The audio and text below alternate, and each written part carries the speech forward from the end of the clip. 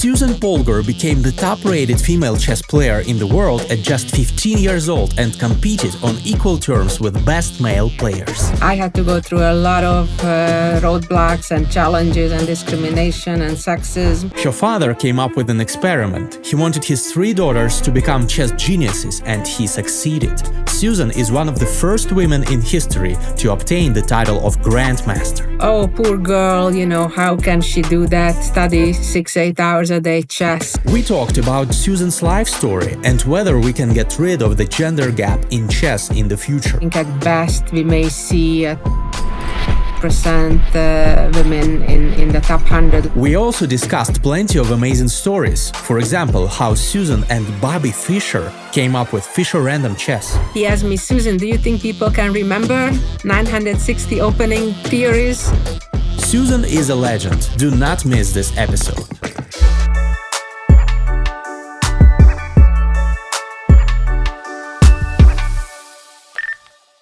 Susan, thank you so much for joining me today. I'm thrilled. I'm honored to have you on the podcast. Hi, and welcome to the show. Hi, my pleasure to joining you, and hi, everyone listening. So today we will definitely discuss lots of exciting topics, lots of important topics for chess, for life. We will dive into some of the stories that you described in your awesome, by the way, book, Rebel Queen, and try to shed some light on women chess, on chess in general, and on many other topics. And I'd like to start with the following question. When do you think there will be the time when a female player will be in top 5 of the world? That's a great question. I've been trying to answer that for the past half a century.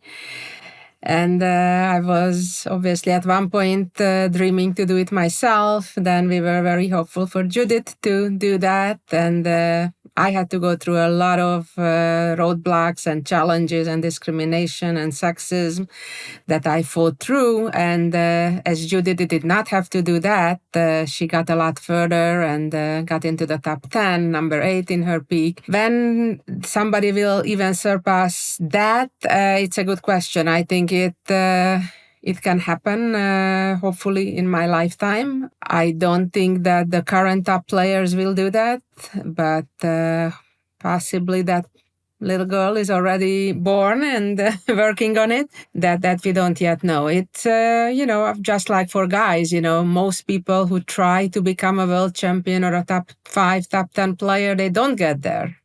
Right? And it's largely a numbers game, that there are just a lot more men still playing chess than women. So obviously there will be therefore always a better chance for men, as long as that doesn't balance out.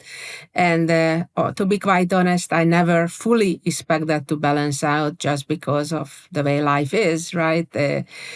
Not just how society expectations for girls and women, but just biological fact that we will always be the ones giving birth to babies, right? And nursing. And so a lot of that just will never change. So therefore, I think at best, we may see 30-35% women in the top 100, let's say. Now, the more we would have in the top 100, the better chance that one of those women obviously would be the top 5 as well, or even further. But it's a long way to go at the moment. Yes, that's definitely a far way to go, considering the fact that over the last 10 years, only I think Hoi Fan was in top 100 in the world, and I'm not sure if she is there currently. So 0 or 1 woman in top 100 is not 30. What should happen for this to change, in your opinion? Some societal changes? Yeah, it's a combination of things. Yes, I believe it starts in the families, and that has been improving a great deal, obviously, since my parents started supporting my chess. A lot more parents and families are willing to stand behind their daughters, granddaughters, and support them to be good chess players. But expectations, I think, is a big thing, that in order to accomplish that, what we're talking about, to be a top player, regardless of gender, you have to have those kind of goals. And unfortunately, what I have been seeing over the years, that even today, the top players, there are very, very few, if any, who actually have that goal to beat Magnus Carlsen or to get there.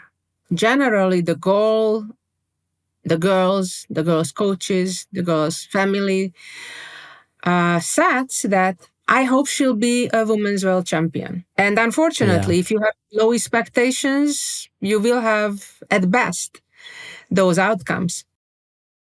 Hey guys, so some of you know that I was born in Kazakhstan, and even though I lived most of my life in Russia, now I'm back here and I've been living here for 2 years, and this has coincided with my return to competitive chess, and I've been playing in lots of tournaments here in Kazakhstan, and I'm extremely glad that I'm here because this is one of the epicenters of the world of chess. Lots of chess events are going on in Kazakhstan, and I'm also proud to announce that I've partnered up with the Kazakhstan Chess Federation, and I have a cool announcement for you guys. So I'll be playing in several top-notch Asian tournaments held in Kazakhstan this summer. It's going to be so much fun, and I invite you guys to join me because these events should not be missed. So the first one is Aktobe Open. It will be held from 22nd to 29th of June in Aktobe, Kazakhstan. Very nice city.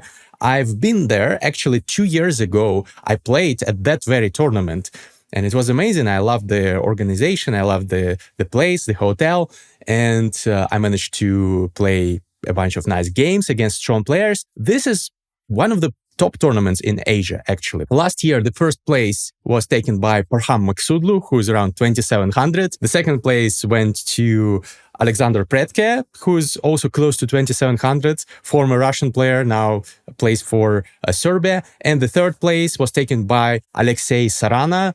You probably could have heard of him as well. He's a very famous player these days, plays lots of great chess, and he's also around 2,700.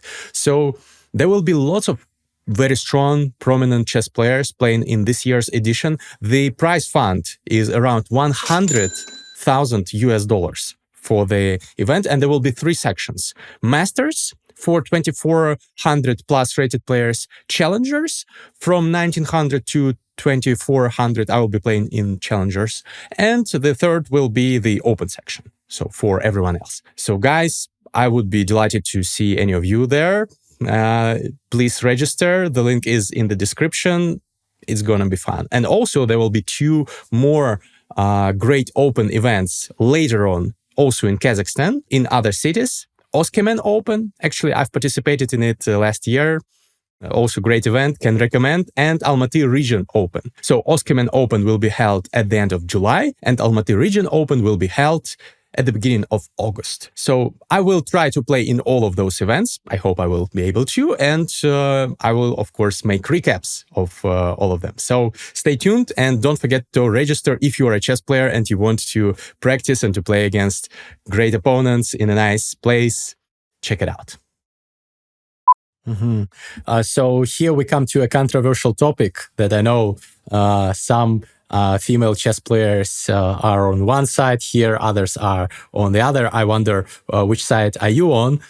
It's heavily debated whether there should be like this division into women's tournaments and women's titles, or that this hinders, as you say, may hinder for more women in top chess. So what's your opinion? Well, I'm on the side that believes that it's at the moment still a good thing to have coexisting the open tournament as well as the girls only, women only tournaments, because we need to widen the base, right? We need to have more girls, more women in chess. And until that happens, I think it's necessary and it's helpful because, first of all, one of the main problems is that there are not enough girls compared to boys playing chess, which has the outcome that there are not many women who reach the top 100 even in the world. And therefore, girls generally, when they start out, I'm talking about beginner level and, amateur level, they are more comfortable, socially speaking, when they are 5, 6, 7, 8 year old with other girls. It's quite unusual at that age to see girls mingle too much with boys. They prefer to hang together, simply, socially speaking. And I think if we take that away from the girls, that's one of the reasons that, there would be even less girls in chess. However, with that said, just like in my example or my sisters, I think the ones who have that drive, that belief, that motivation, and not just the belief or dream or motivation, but the circumstances, the family support, the resources, the community that supports them, by all means, they should dream for the sky, shoot for the sky, go for as far as they can. And with that said, don't play or play very rarely like we did in women-only tournaments. So I think it's important, in the base, in the beginning, to give that opportunity for girls to have a comfortable social environment. And also, frankly, to say a little later as well, on the other side, that most girls are not born into circumstances that they have the resources to get to win the major prizes against the men. So in the meantime, I think to be able to get by and improve and support themselves, to have the women's tournaments with decent prizes, I think it's very helpful to keep women in chess. One of the other big problems that I think women's chess faces is that there aren't too many female chess coaches, especially in higher levels. In lower levels, yes, there are many. But when it comes to, let's say, if you're a master player, right, it's not so simple to find an appropriate female coach that has the skills and wants to do it. Because unlike many of the male top grandmasters, at one point or another, they choose to become coaches. But when you look at the top female players, there are very, very few. I was, I think, one of the exceptions, who did that. But and that creates additional costs, actually, to parents of girls, because unlike a teenage boy has no problem, let's say, traveling to a tournament with a male grandmaster coach, many parents would have a problem that same coach traveling with their daughter and then share the room and things like that. So it's a little bit of a complicated situation, but I think at the moment, while the goal should be that eventually there wouldn't be need for female titles or female tournaments, I think at the moment it's still overall a helpful thing. Thank you for this balanced take. Really, many people don't think about such things, that parents of female chess players need to pay for 2 rooms if she's traveling with a coach and stuff like that. This really matters. But what do you think? Why are the current members of the female chess elite, why do they mostly play in women-only tournaments? I know that sometimes, like the reigning world women's chess champion, Zhu Wenzhun, sometimes she plays in like top events. She even defeated Alireza last year, I think it was, in Vaikanze.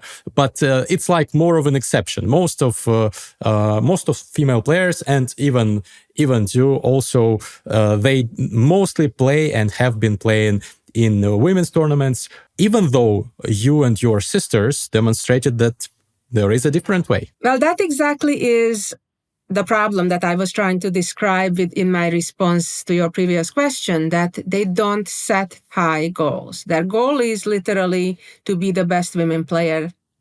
Not that they can, but the best woman among women. And that's exactly the whole problem, that they don't even dream really to become a top 10 player. Therefore, they will not be, So until we'll have more girls who believe that they can be a top 10 player, willing to work as hard as the guy do to get there, and, play tournaments accordingly, we will not have that happen. And basically, the current women players, they want to make a good living, and playing in the women tournaments, they can make a decent living nowadays. And I think that's the issue. And that's why I said that I think today's generation, probably when you're in your 20s and 30s, it may be too late to change your mindset.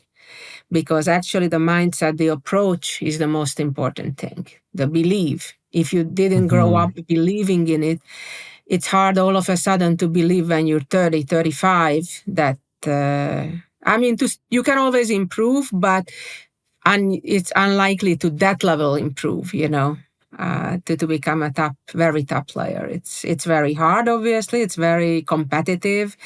And the top players, they devote their lives to it, fully. And that's the other part of the equation, that most girls, most women are just not willing to do that, to fully sacrifice everything, And not to mention the fact that there is also a biological clock.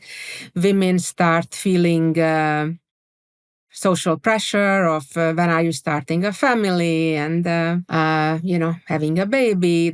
Sometimes parents are saying, oh, when will we have grandchildren?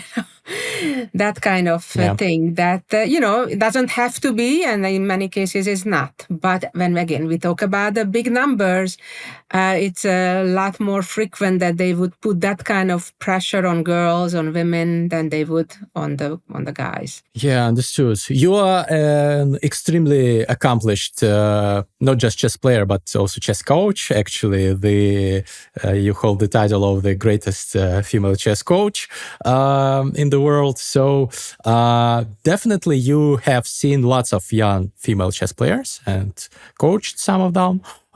Do you know any of them who currently, like maybe young girls who try to play with boys only, don't play female only tournaments, stuff like this? Or is it a rare occasion also? Unfortunately, it's a rare occasion. I personally have seen, but in most cases, even if it starts out like that, at one point the family gives into the pressures of society that, oh, poor girl, how can she do that? Study 6-8 hours a day chess. If a boy does the same, they applaud. Great. Wow, diligent boy. Wonderful.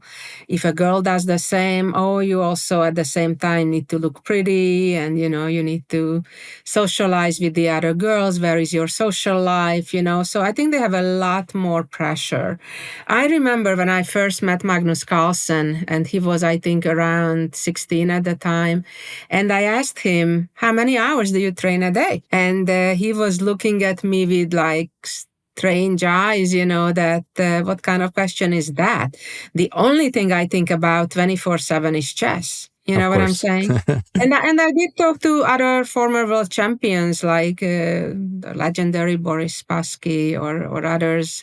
And I asked them, and basically pretty much all of them told me that it doesn't have to be lifelong necessarily, but for the 2, 3, 4 years when they are aiming to become a world champion, especially when they got really close to it, everything else became secondary in their lives, whatever they did, whether it's doing sports, whether it's watching a movie, what they eat, everything is 100% devoted to the mission to become a world champion. And what I have seen in my experience with some that I worked with myself, but with mostly others, because mostly I worked as a coach with guys in the SPICE program and beyond it. But I also worked with some girls. But generally the girls, by the time I got to work with them, and the most part, they already kind of gave in to that social pressure that they have to live up to the society's expectations of being a woman, And the only way to do it, I think, is the way we did, my sisters and I, that we started very early. I started at age 4. So did Sophia. I believe Judith a little bit later at 5. But basically, we grew up with it. It was just, we didn't know any better. We didn't know anything else. And the fact that we were homeschooled, I think, helped in that sense. And I think that was a conscious decision from my parents that they didn't want those. They knew what those social pressures would be on us. And therefore, they very consciously did decide to homeschool us, so that not only we have more time for chess, because I was already, for example, very advanced in my early academics of reading and writing and math and the basic stuff. They felt it would have been kind of a waste of time because I wouldn't learn too much academically, at least in the early few years. But I think to them it was equally important to save me from the dangers of those negative psychological influences that our school systems often produces. Yeah, definitely. I, of course, knew the main story of you and your sisters before reading the book, but in the book, I totally recommend it. By the way, everyone, you should check it out. The link will be in the description of the video and the audio version of the podcast. So the book describes the approach that your parents, and in particular your father, adopted in trying to raise geniuses, and they did. And I was wondering if it's like in the current days, if it's harder or easier to do the same with smartphones, with the internet, more distractions. What do you think today? Like, if someone wants to do the same, homeschool their children, raise some prodigies, not necessarily in chess, by the way. You mentioned in the book that probably you could have like been raised to become like a genius in like music or some other, or mathematics, right? You could choose some different things. So what do you think today? Is it easier or is it harder? Probably both, because learning became so much easier, right? You can learn chess online, you can play 24/7, which was not so simple in my time back in the early 1970s, when if you wanted to get a game of chess, you pretty much had to go to the chess club, which wasn't so close. So logistically, it was a lot more complicated. Also, to get a lesson from somebody, again, you had to go somewhere, or the coach had to come to you. Now you can have online lessons. So logistically, it's a whole lot easier. Also, information is available, right? I remember back in those days, I had to wait for weeks or months before I could see, let's say, the games of the Chess Olympiad. Today, if we don't see it live, we're upset, right, at our internet provider. But so in that sense, it's definitely easier that it's available. It's in many cases just even free. The learning opportunities and the playing opportunities. On the other hand, there is a lot of distractions for youngsters, but to be quite honest, it's up to the parents to some degree. And I do know some families who withhold or delay as much as they can the electronics of the kids having their cell phone, for example, or computer time, other than approve the, software or platforms or websites. And it just needs kind of more controlling in some ways than before, because while it's available, also the wrong substance, the wrong subjects are also available. Yeah, sure. So both easier and harder at the same time. Interesting. What about your own approach to parenting? You didn't want to replicate your father's experiment in your own family, or did you?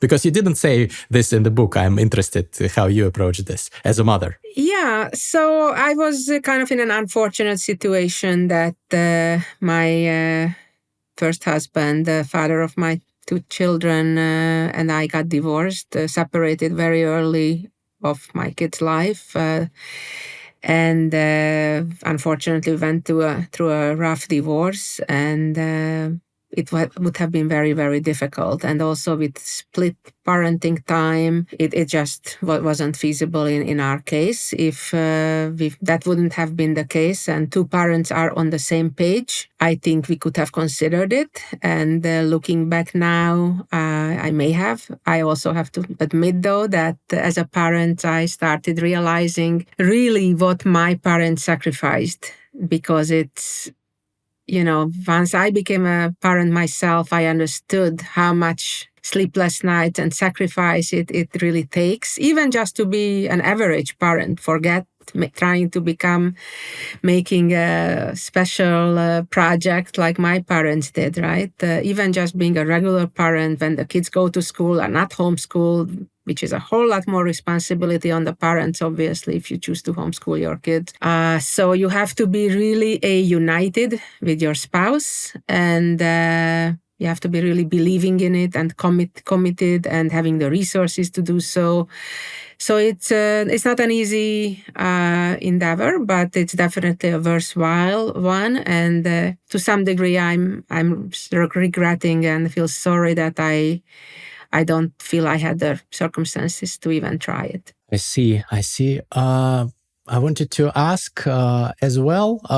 I know that you say, and your sisters also say, that they have always loved playing chess, and nobody forced none of you. On the contrary, sometimes you had to earn like the right to train, to play. So this was very, very clever on the part of your parents, in my opinion. But some other people might say that still you were kids, and this intense training routines, this professional sport, any kind of professional sport takes its toll. And maybe also studying chess so hard in your young years could have also some negative effects. Do you agree, or do you think that this is not the case? In our case, I don't think so. I think we were lucky that basically my parents found the right balance. I think the fact that my mother was that balancing force between my father being mostly focused on the chess education and chess tournaments and so on. My mother was there to balance it out. So we remain well-rounded and social and so on. I certainly have seen cases when things went a bit too much in one direction, and obviously that's regrettable when that happens, and that's a warning example when that happens. But I think as long as the parents keep a conscious effort on understanding that there is more to life than chess or a career of any kind, and it's most important of what kind of human being you become to become kind and humble and passionate and empathetic and all those qualities that we strive to be. I think it's fine. Yeah, definitely. This is very important. I also wanted to discuss with you some other stories from the book that I was fascinated by. In particular, the fact that you are one of the founders of Fischer Random Chess 960, or freestyle chess, as they call it sometimes these days. So for those who haven't read the book, I will not spoil everything, but Fischer was a very frequent guest at Polgar sisters and played the early variation of chess 960 with them. And then, if I understood correctly, you jointly developed the Fischer Random that is known to the world today, because the first version was just like putting pieces, taking turns to put pieces for white and black on random squares, not even symmetrically, right? Correct, yes. And we used to call it shuffle chess initially. And when Bobby moved to Budapest, actually thanks to my suggestion in 1993, At that time, he was very much preoccupied with this subject and most of his day about Fischer random, that chess theories have been too far developed already back then, he was saying, which, to be quite honest, I agree to some degree. It's, I think the essence of the game at the end of the day is to have two intellects to fight it out, to outsmart each other, right? Out strategize each other, and not so much just to do research and who has the better analytical partner, whether it's a human or an engine, and who has a better memory than to display all the results of that research. I understand it has been obviously part of chess for a long time and is still today, but I think it's more interesting both for the players themselves as well as the spectators to see what actually people can come up with when they need to think rather than memorize things. So we started, as you said, playing with putting the 8 pieces up behind the pawns, and there were millions and millions of possible starting positions without the limitations of A, the symmetry, and B, also the other two limitations that people play with today that ended up becoming the result of our experiments with Bobby, in that the two bishops should start on alternate color squares as they do in traditional chess, as well as maintaining the right to castle, keeping the king in between the two rooks. So we played countless games with Bobby around back in Without the... castling. Initially we played just, with any of these restrictions. And at the end of our experiments, basically what ended kind of or concluded our experiment when Bobby reached out to some mathematicians, and they all confirmed that even if we keep those restrictions that we did not restrict initially, as of maintaining castling, keeping the bishop on opposite color squares, and having symmetry at the starting position, there are still 960 possible starting positions. So when Bobby heard that number, he said, okay, I'm content. I can certainly live with that. He asked me, Susan, do you think people can remember 960 opening theories, different ones? So we just laughed, of course. It was a rhetorical question. And obviously we have trouble remembering the one starting position openings, forget the 960. And basically that was the birth of Chess 960. And interestingly, it took kind of more than 30 years until very recently it kind of picked up again. And yes, there were tournaments, of course, over the years, including, interestingly, at SPICE, which stands for Susan Polgar Institute for Chess Excellence, our famous program. Fischer random games were part of our practice. So long before... the tournaments today are taking place and it's kind of becoming popular, not knowing that will happen necessarily anytime soon, but we have involved it also in our training practices because I believe it also helps with creativity and, just practicing thinking more in unorthodox ways for your regular chess. Wow, that's an exciting idea to incorporate Fischer random into chess training, because not many do, but yeah, maybe these days people will do this because they want to do better in Fischer random. If there are more and more tournaments, that is an additional incentive. By the way, you mentioned you and Fischer laughing at the idea of someone trying to memorize 960 opening, not openings even, but like positions, which each have different openings. But I've recently read a tweet by Anish Giri, who said that he believes he would require around a year to intensely study all the 960 positions, like several hours per position. And yes, not necessarily learning theory like 20 moves deep, but coming up with ideas and learning the basic ideas for each of the 960 positions. Do you believe this will be the case if chess 960 is continued to be played at the highest level with big prize money? Well, I'm sure, yeah, people will try to get an advantage, obviously, out of the starting position. I'm a little skeptical of him being able to remember all of that, or anybody. Good luck.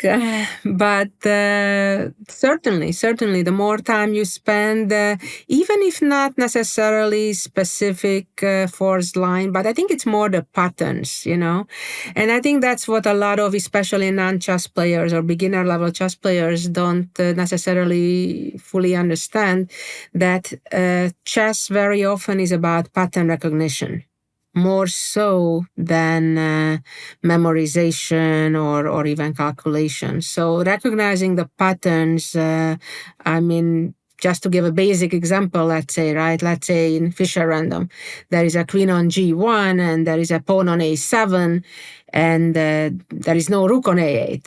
All of a sudden you move the f pawn, that pawn on a7 can be hanging. And, if you haven't never played Fischer random, you may just naturally make some move towards the center or something and forgetting about the pawn. And so things like that can become more of a second nature. And you would recognize patterns based on where your pieces start and the opponent's pieces. Since they are symmetrical, obviously, it's a bit easier than it would be otherwise. So definitely the people will start, I think, to study the different starting positions. I think part of it is that I think a lot of people are a little bit bored of analyzing the Berlin or certain not so exciting type of positions, and trying to squeeze water out of stone. So I think including the top players, I think more and more realize that this is more interesting, this is more fun, in a way requires less of that grueling memorization and trying to come up with something against that e4, e5 and the Berlin. Yeah, I think it's well overdue. It was definitely time for it to take place. I've been a great advocate ever since my days with Bobby working on it. So I'm generally quite thrilled that finally it's becoming a thing. Yeah, it's definitely become a thing. But I wanted to ask you whether you believe that it can completely replace classical chess at the very top level. Obviously, this is relevant mostly for creme de la creme, for the top elite, because they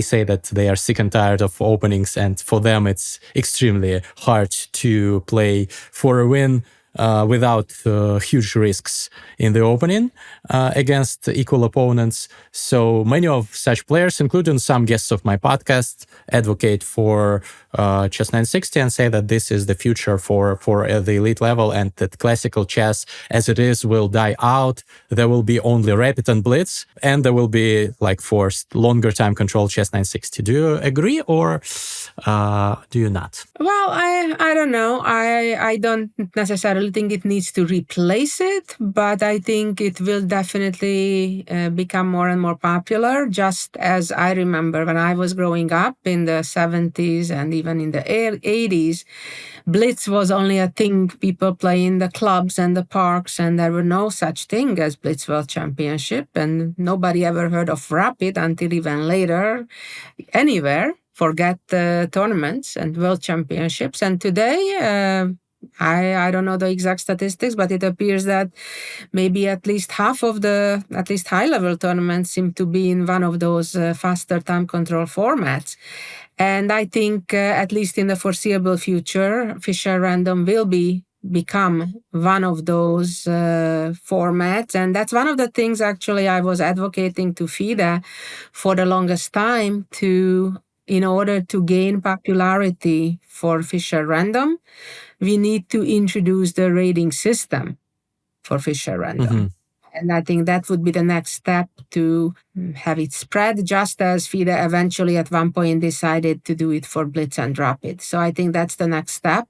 I think classical chess will always be around. Our lives are, of course, living in a faster and faster pace. So I wouldn't be shocked if the really slow time controls would become faster and faster, as they have, because I grew up with having adjourned games. You know, I Yeah. had several games that lasted 13 hours, 14 hours. Kids Yeah. today This is cannot incredible. imagine. If they play a 5-6 Yeah. hour game, that's already very long, Back in my days, 5 hours, that's just 40 moves. That's when we got adjourned, and sometimes you would continue it over several days, that same game before your next round game in the morning. So we're living different times, and it's very clear that things are going in faster pace, and classical chess, the way I knew it, was already history. And I think classical chess, the way we know it today, may become also history at one point. Yeah, we will see. I wanted to ask about your relations with chess these days. Do you play online blitz? Do you watch games as a spectator? How many hours do you spend looking at a chessboard these days? Well, it depends how busy I am. Obviously, when I was coaching actively, it was quite a bit. I was following games of current events. I was constantly looking for good materials to share with my students. So until 4 years ago, when I retired, being the day-to-day director and head coach at Spice, I did spend several hours a day, not only with my students, which also typically were probably 4 or 5 hours a day at least, but also in the preparation for those lessons. And, nowadays that I no longer do that on a daily basis. It depends. Some days I can do some analysis or just observe, like games during World Championship or Olympiad, the major events. I may follow things more actively. I don't play very often, to be honest. Once in a while, I got in a mood to play some online blitz when kind of nobody's watching. Nobody knows I play under some handle. But yeah, it's at this point, it's not the focus of my life. Interesting. Because I was wondering that you definitely the love for chess does not go away, and even though you're retired, probably you still have those urges sometimes to play some games, or maybe you play over the board with some of your friends. Definitely, I still love chess. I love chess. I still have columns about chess. I write books. I really enjoy beautiful games. I would say I do something with chess. I'm talking about technical chess. I do a lot, pretty much everything related to chess through my foundation and through different things. But actual technical chess I do every day in some shape or form, whether watching or playing or analyzing or solving a puzzle. Or I guess I still do something definitely every day. Oh, nice. By the way, who is your favorite chess player of the currently active ones? Whom do you follow most eagerly?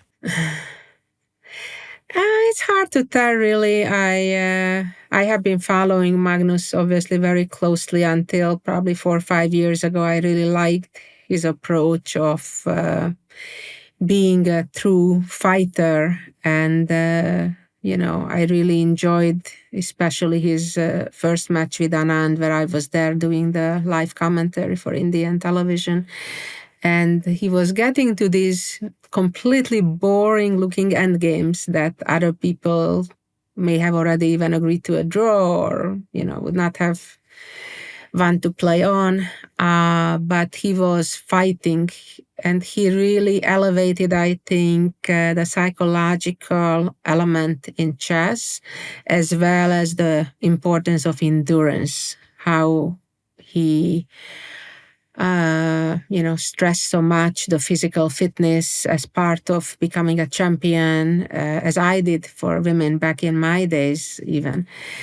But that was a very, very different approach, I think, especially back in the 2010, 2013, 15 times when he was in probably his peak, or when he, just became world champion. I was really excited about it. I'm really actually fascinated by Gukesh. I think it's pretty remarkable that at just 18 years old, somebody can be world champion. It's just remarkable to me. And I'm impressed with his self-confidence. And I think he's a good role model for the young players, because while he is, or at least appears to be, very self-confident, he finds that right balance of not coming across arrogant, but very well-mannered and modest despite of his self-confidence. So it's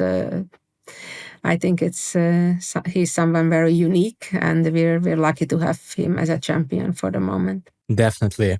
Coming back to the story of your communications and friendship, if I may say so, with Bobby Fischer, I wanted to ask, you said in the book that you had like 50-50 lifelong records against him, because you played lots of games against him in the 90s. How would you like describe his playing strength?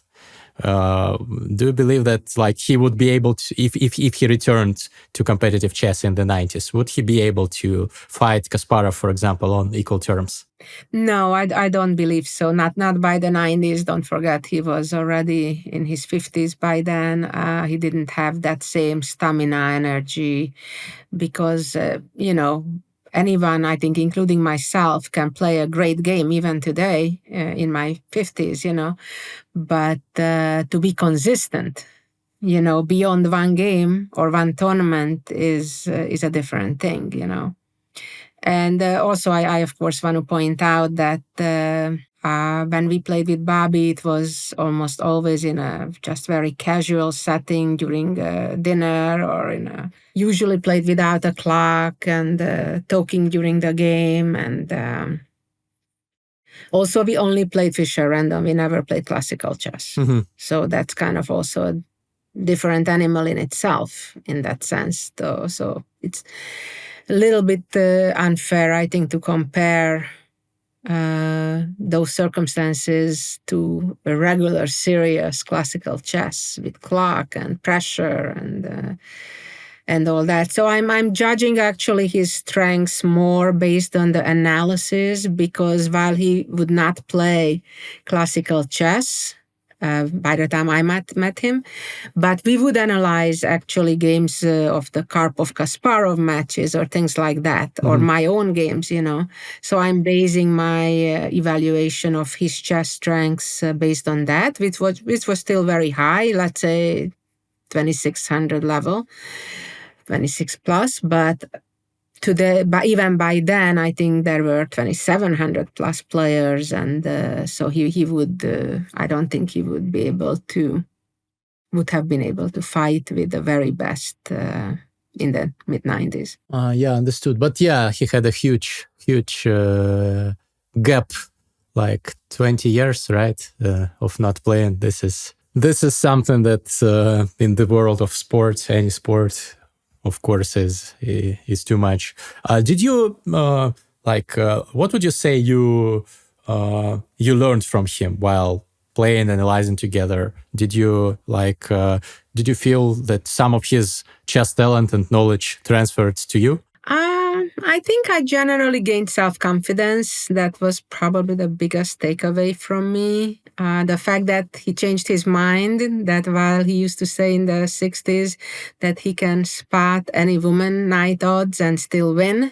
Yeah. And he says, oh no, I no longer believe that, And, but also, that he treated me kind of as an equal, he never made me feel that I'm inferior. That was huge. that Bobby Fischer, the legend, treats me fairly. Oh my God, it's like a fantasy, and it was, we analyzed a lot, and it was really fascinating. Also, he often said that he believed that those matches for the world championships between Karpov and Kasparov were fixed. And I said, what makes you think that? And it really shocked me, his reasoning. To justify his belief, Bobby was showing me some positions from the Karpov-Kasparov match games where the position, for example, would be adjourned. And he believed that having the time overnight even to analyze the game with the coaches and all the other Soviet grandmasters, there wouldn't be a problem for both sides to find the best moves. And then they come back the next day and one side makes a big mistake and loses a drawn endgame, for example. And he says there is no way this could be happening unless that's what they want. And so it was really fascinating to see that despite of, so to say, despising the Russians and all that, it's because he has such tremendous respect for them at the same time. Yeah, respecting your fellow chess players is a great thing about this sport. I see it always, even if people dislike each other, they still respect each other. So this is good. Lastly, I wanted to ask you about your predictions for the upcoming Women's World Chess Championship. Who do you think will win? Well, that's hard. I think they are pretty balanced.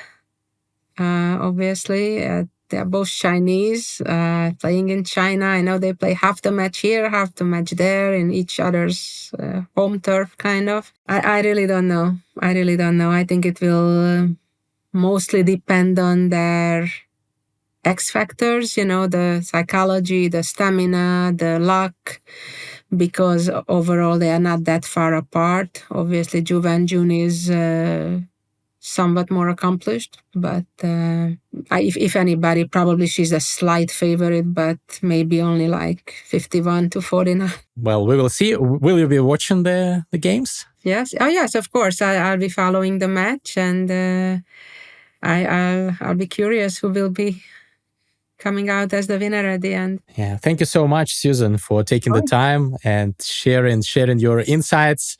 Unfortunately, guys, this episode will not feature a Blitz game at the end due to some technical reasons, but hopefully someday we will make it happen. Susan, good luck with all your endeavors, and thank you again. Thank you. Pleasure being here.